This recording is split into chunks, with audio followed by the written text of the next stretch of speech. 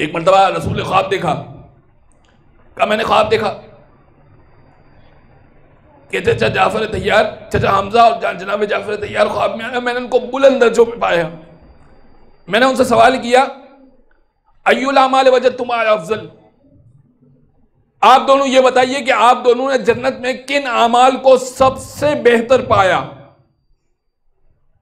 दोनों कहने लगे या रसूल अल्लाह फदैना कबिल आबाए वल अजदाद वल उम्महात, ए अल्लाह के रसूल हमारे माँ बाप हमारी माए बहनें आप पर कुर्बान हो जाएं।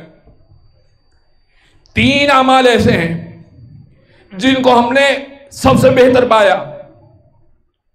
पहला अमल अस्सलातु अलैक, आप पर दुरूद भेजना सबसे बेहतर है। एक दुरूद पढ़ते मोहम्मद वाले मोहम्मद पर।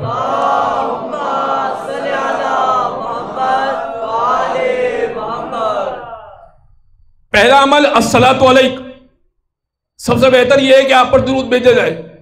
वस्सक़ीउल मा, और जो दूसरा अमल हमने बेहतर पाया कि जो जन्नत में सबसे ज्यादा सवाब दिलाता है वो है प्यासे को पानी पिलाना। और तीसरा अमल हुब्बो अली इब्न अबी तालिब, अली की मोहब्बत सबसे बेहतर है।